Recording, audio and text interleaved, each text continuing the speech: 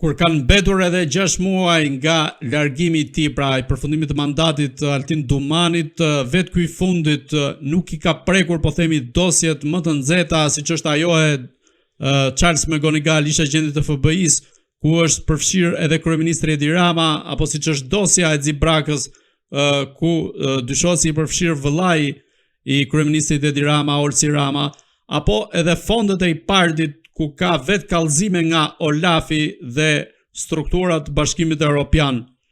Si ka mundësi që Dumani nuk ka prekur këto dosje, pra kaq të nxehta, dhe kur gjendet pranë largimit të tij, pra që na ndajnë vetëm 6 muaj? Zoti Dumani është zgjedhur 2020 në prokuror në SPAK dhe mandati i tij është 9 vjeçar. 3 vjet ka qenë prokuror i thjesht, 3 vjet kryeprokuror, dhe pasi në rast se nuk kemi ndryshime kushtetuese për sa i përket mandatit dhe rikonfirmimin e zotit Dumani, më lejoni t'ju them që 3 vite të tjera zoti Dumani do jetë një prokuror i thjesht. Pra do të thotë që ky do merret me disa dosje. Dhe do ketë disa dosje që të ketë një presion ndaj qeverisë që shikon në momentin e duhur, unë do veproj sepse 3 vite kam si prokuror i thjesht pas mandatit të kryeprokurorit, edhe 2 vitet para se të vi viti i tretë të largimit nga SPAK-u, gjithmonë në rast se nuk ka ndryshime ligjore, do të thotë që unë do marr disa dosje për pushtetin ekzekutiv. Pra është formë presioni, gjëbvënie. Pra ju mendoni se mund juridikisht. Pra ju mendoni se mund t'i bëj presion edhe Edi Ramës? Po, edhe zonjës Balluku. Të dini që zoti Dumani ka mbajtur shumë dosje që janë të zonjës Balluku dhe ka mbajt vet ai. Në çfarë mënyre dhe cilat janë këto dosje që mund t'i bëj presion Edi Ramës? Varet, janë të gjitha ku përfshihet zoti Rama ose qeverisja e tij, sepse kur unë flas që SPAK-u ka filluar dhe është marrë politikisht me politikat e një partie se si qeveris vendin, është rrezikshme për demokracinë. Asnjëri nuk e dëgjonte dhe të gjithë thoshin ç'a thot ky. Kur flisja unë për prezumimin e pafajësisë, asnjëri nuk fliste, por u arrestuan Velia tani, hajde se duhet kujtohemi për institutin e prezumimit të pafajësisë. Tani kur unë them që zoti Dumani në 3 vitet e fundit, në rast se nuk do bëhen ndryshime kushtetuese dhe ligjore për SPAK-un, atëherë zoti Dumani normalisht aty ku përfshihet zoti Rama do kujtohet që çoi agent te zoti Rama dhe të thotë na jepni me një dëshmi për sa i përket kësaj ngjarje. Po jo se ju jeni person në hetim. Pra do të thotë që kjo është në politikën e zotit Dumani se si do të menaxhoj veten e tij pasi ka bërë këto arrestime duke izoluar opozitën shqiptare. Pra, zoti Dumani është përdorur politikisht nga zoti Rama duke izoluar politikën dhe opozitën shqiptare. Kjo çfarë tregon? Tregon që zoti Dumani do përdori çdo dosje sepse duhet të godasë në një moment qeverinë e Ramës, sepse do të goditet nga qeveria e Rama kur do të mendoj Rama se është momenti i goditjes. Pra, politika ose më mirë goditja ndaj zotit Dumani do të vi vetë nga Partia Socialiste. Zoti Dumani mos të mendoj se Partia Socialiste ose zoti Rama nuk do ta godasi politikisht dhe juridikisht zotin Dumani. Pse? Jo sepse zoti Dumani është njeri i cili është profesionist. Jo, nuk ka lidhje kjo. Ka lidhje që zoti Dumani duhet të goditet politikisht dhe juridikisht sepse nuk duhet të prishi punë të zoti Rama. Sepse duhet të keni parasysh diçka.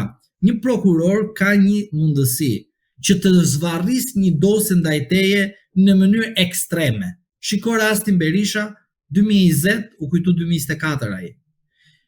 Shiko rastin Meta, 2020 u kujtu 2024 ai të bëj arrestimin në flagrancë të Metës. Shiko rastin e Ahmetajt, 2020 kallëzimi aty, u kujtu që Ahmetaj që ka i rrezikshëm në 2022, kupton tani? Shiko me Diu, u kujtuan që ta procedojnë rastin me Diu pas 100 vitesh që pas ka përfshi një politikan brenda rastis Gërdeci. Pra, të gjitha këto janë politike. A mos harro faktin që ishte janarin e mbulu. Pritani nga shtatori të rinjallet. Hop, ishte janarin, na dolën politikanët, na doli Saliu me kallash aty. E kupton, kjo është gjithfall. Pastaj dali dhe Luli me kallash. Gjithsesi sa të kohë nuk e ke pa Lulin dhe Saliu me kallash. Po tani do dali, sepse duhet përdoret nga SPAK-u 21 janari për të frymzuar pra popullin me mashtrime për zgjedhjet 2027-ën, që të goditet pjesa e opozitës përsëri. Dhe këtë është në ndihmë të drejtë për drejtë zoti Dumani. Pra zoti Dumani është keq përdorur, por nuk e ka kuptuar, sepse çfarë ndodh me këta që janë lart në pushtet? Janë në ajër, nuk e kuptojnë. Kur ti thua diçka, nuk e kuptojnë çfarë po i thua, sepse vetkënaqësia është e tepruar, është e paimagjinueshme. Ju nuk e keni besoj, keni fol me njerëz që janë në pushtet dhe kuptoni çfarë janë. E dini shumë mirë, po do flas unë, mos flisni ju, po flas unë. Janë në momentet, ç'a them, i thotë ti kshu, për jashta. E kupton? Kur fillon edhe i vjen realiteti aty, kurja vlla do bëjmë një kafe, ke humbur, po e ke humbur ti më. Sidomos gjatë fushatës elektorale, po. Po, atëherë është kapaku. Dëgjoj tani, e gjitha kjo që ndodh është e paimagjinueshme. Pse? Se të thot ku je ke humbur, se ke ra. Se kur isha atëherë në maj, nuk e di nga të shkoje. Pra do të thot që edhe të këta, të cilët i kenë në pushtetin ekzekutiv gjyqësor, këta të gjyqësorit e hajnë më shumë se i përdor politika si prezervativ, pastaj i flak kapakun, ta kuptojnë vendos kapakun dhe thot dil nga sistemin, e pe kapaku që i bërën asajt që pranoi ankimimin e Alibejit, që si ishte pala ju e pranoi. Pas një kohë e shkarku nga gjyqtare.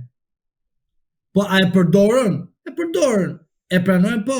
Gjykata e lartë i thot, kë pranon ti ankim të atit që nuk është palë më i zojnë. Thjesht përdorë politikisht persone. Pra këta tek sistemi i drejtësisë janë përdorë dhe se kanë kuptuar dhe mendoj se kanë pelerinën dhe kanë pushtetin, por e ikën nga pushteti, ku do shkosh? Do marrësh azil. Po të vjen tjetri, më ta bën greminë, më ta bën gropën ai tjetri më. Se do ja bëre gropën tjetrit, mbaj mend që do futesh në grop. Dhe të marrë jo azil, jo ambasador, jo pushtet kesh, por ai tjetri do ta gjej ta bëj gropën.